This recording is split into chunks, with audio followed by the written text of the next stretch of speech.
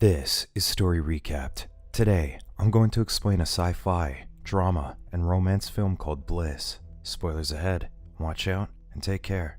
At work, Greg Whittle ignores his phone as he's sketching and daydreaming. He then gets a call from his daughter, Emily, who invites him to her graduation. Greg is hesitant given his strained relationship with his ex-wife. After the call, Greg is summoned to his boss's office, but he takes as much time as possible to delay the meeting. After being called by his boss's secretary numerous times and failing to get his prescription refilled, Greg chops his remaining tablet, sniffs it, and then finally leaves. When he does, he leaves his wallet on the desk, which glitches momentarily. Greg's boss, Bjorn, fires him for his lack of focus. Hearing the news leaves Greg stunned, so Bjorn approaches him to comfort him. Greg suddenly bolts up, causing Bjorn to fall back and hit his head on the edge of the desk. Quickly, Greg checks on Bjorn but doesn't feel a pulse. Afraid of being blamed for his death, he desperately searches for a way to escape or to hide the body. Out of options, he hangs Bjorn's sleeves over the window to prop him up, then covers him with a curtain. Greg then leaves the office. Greg heads to a bar and immediately orders a drink to drown his worries away. While waiting for his drink, he spots a woman watching him curiously.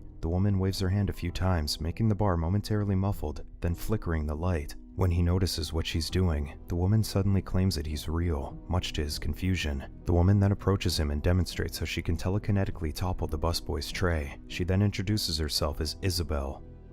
Isabel invites him to her booth, and when he refuses, she whispers that he'll need an alibi. Confused, Greg joins her at her table, where she points out how Bjorn's body is visible from where they're sitting. Isabel offers to help, claiming that she feels responsible for his situation because it's her fault this world exists. In exchange, Isabel asks him to retrieve her amulet from her ex-boyfriend, who's immune to her powers like Greg is. Isabel clarifies that most of what they're seeing, including the people around them, aren't real like them. Greg is still doubtful about her, but he has no choice but to go along. In the bathroom, Greg finds an unconscious man. In his hand is the amulet, which Isabel claims has special crystals that can manipulate their fake world. Greg retrieves the amulet with ease and returns it to Isabel. Now that Greg has fulfilled what she wanted, Isabel takes his hand and promises to fix his problem. She closes her eyes and suddenly, the sun glows brighter from the outside. Isabel tells him that the world is just light bouncing around his neurons that he can freely manipulate. With this thought, Greg closes his eyes. In the office, Bjorn's body slides down, accidentally opening the window. The body drops on the sidewalk, and Greg hurriedly goes to the scene. His coworkers witness the event, believing that their boss jumped to his death.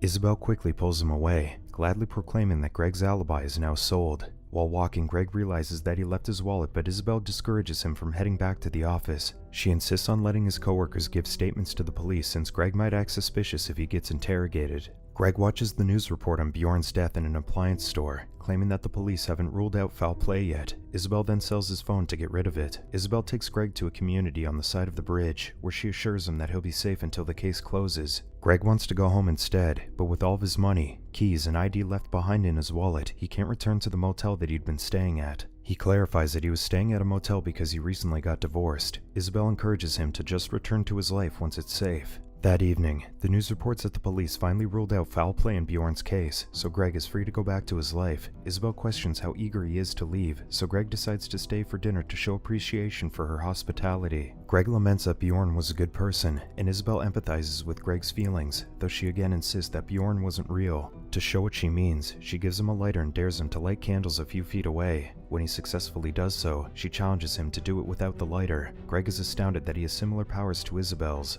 During dinner, Greg talks about the sketches he's been making of his dream home. He shows the sketches to Isabel and points out the details come naturally to him. She then sees a sketch of a woman who looks like her. Isabel believes his sketches are their real lives outside this fake world. Greg doubts this, but Isabel insists. She then demands him to kiss her, so Greg leans in for a kiss. The next day, Emily visits her brother, Arthur, to ask for help getting their father to attend her graduation. Arthur, however, agrees with their mother in not inviting him.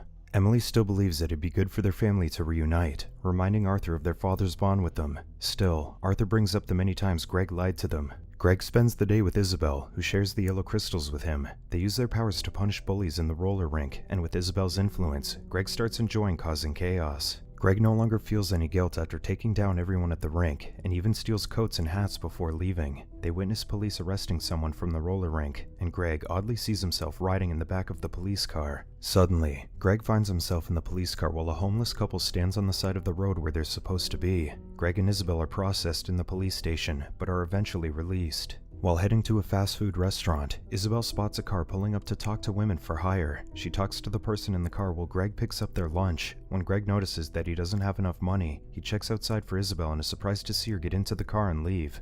Greg excuses himself from the restaurant, unaware that Arthur is sitting nearby. Greg waits for Isabel outside. Then the cashier from the restaurant hands Greg a bag of stale food, pitying him.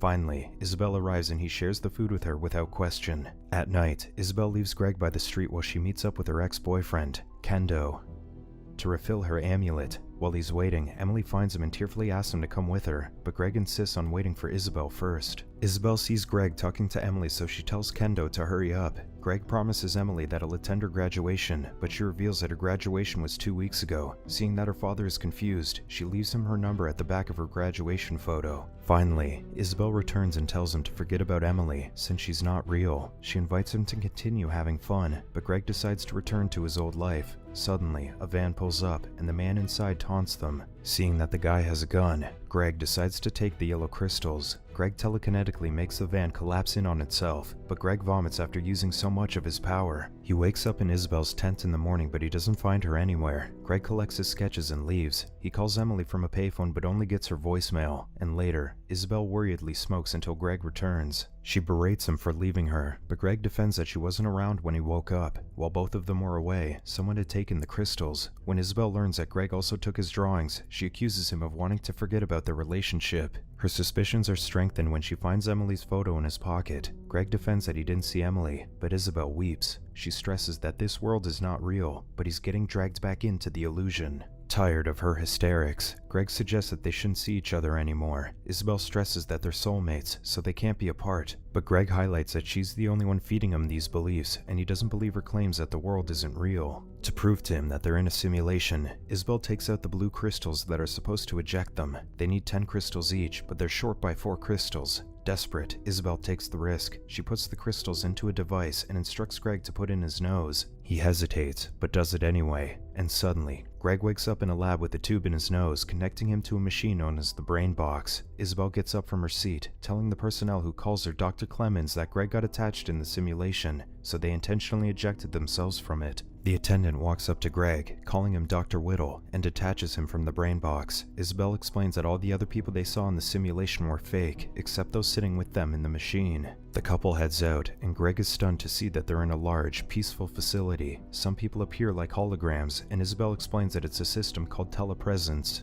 They're then approached by 2 scientists who wonder if their program is experiencing any troubles. Isabel assures them that there isn't any problem before walking away. They head into town, and Greg wonders why he doesn't remember this world. Isabel explains that it's a common side effect. She then shows him a view that's exactly like in his drawings, and Greg is convinced that this is their real home. While he and Isabel have a lovely lunch at their luxury home, Emily continues to search for him in the other world. In the afternoon, Greg is still astounded by their world. However, Isabel is worried that his memories aren't returning. She tells him that it might be because they didn't have the correct dosage of blue crystals when they exited. Greg assures her that it's okay, since he's enjoying discovering the world they live in now. When he asks if their world has always been this perfect, Isabel recounts that it was previously ridden with pollution and poverty. It all changed when they discovered automation, synthetic biology, and asteroid mining. To trigger his memory, Isabel fetches a device called the Thought Visualizer, which Greg invented. The device shows an animation based on whatever Greg suggests. Using the Thought Visualizer, Isabel explains how synthetic biology fixed their environmental problems, while asteroid mining restarted the economy.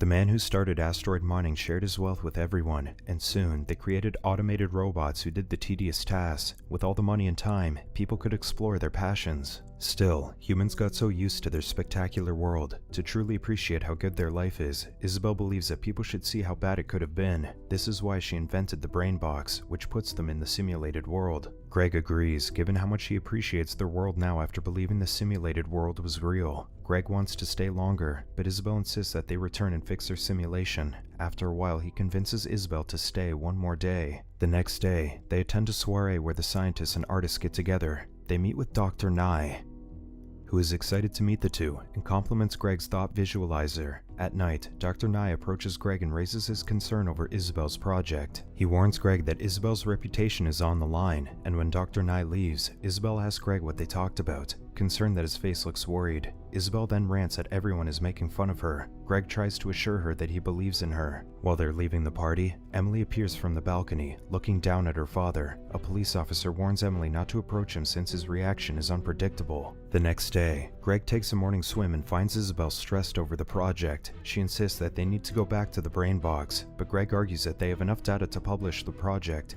He also refuses to go back in the simulation. To help her publish her project, Greg agrees to be interviewed during the presentation. At the presentation, Isabel highlights that bliss is a state of mind that can only be achieved through understanding despair. She calls in Greg and explains to the audience that he was asked a series of questions before he went into the brain box. She will ask the same questions now to compare his answers to his previous ones. His first answers show his current happiness in contrast to his previous responses. When asked if he feels like he's lacking someone right now, he sees an apparition of Emily. When he snaps out of it, he denies feeling like he's lacking something or someone.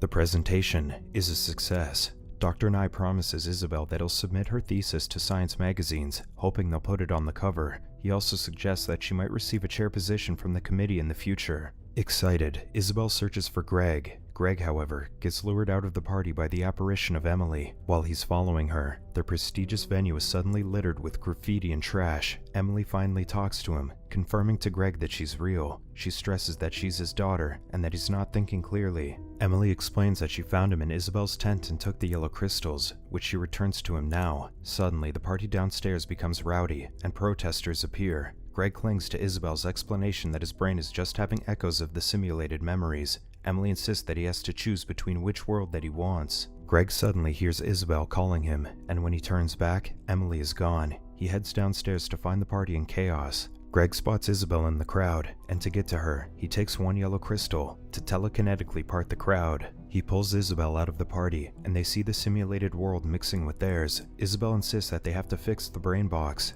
Exiting the brain box using fewer blue crystals might have caused their brains to recreate the simulation into the real world. They have to return to the simulation to get the right amount of blue crystals again. Greg and Isabel wake up back in the tent in the simulation. They head to the bar, and Isabel interrogates everyone about Kendo's location. During this, Greg spots Bjorn back to life. Greg confronts him, but Isabel pushes Greg out of the scene. She reminds him that they're in the simulation, so the program probably rebooted Bjorn. Isabel then steals a car to get to Kendo's building. She finds a gun in the stolen car and uses it to threaten Kendo to get the blue crystals. When he reaches for his pocket, Isabel shoots him. Once he's down, Isabel confirms that he was just reaching for the blue crystals and admits that she thought that he had a gun too. She assures Greg that Kendo is not hurt in real life. Police then break into the building, so the two race to the rooftop and climb down the fire escape. At the same time, Emily goes to Arthur's apartment and tells him that their father was just seen outside of his old office. She begs him to help her get him back. Meanwhile, Greg and Isabel race back to their tent but realize they still don't have enough blue crystals. The police locate them, so they duck for cover. With not enough crystals, only one can wake up in the real world while the other stays. Greg stresses that he can't stay in the simulated world, so she hands him the device filled with the blue crystals. Greg hesitates in leaving her behind, so he suggests that she kill him to wake him up instead.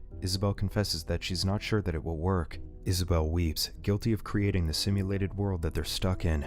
Greg reminds her of all the great times they had in this simulated world, expressing his love for its unpredictability. He then decides that he won't leave this world. Just then, Emily yells for him, but she gets taken away by the police. Greg and Isabel tearfully bid each other farewell. Isabel surrenders to the police, allowing Greg to escape. When she's surrounded, she uses the device to wake up in the real world while Greg runs. When the coast is clear, Greg realizes that he's stuck in the simulation. He goes to a rehab clinic and he joins a support group where he announces that he believes that Emily is his daughter. Sometime later, Emily meets with Greg and is happy to see him looking better.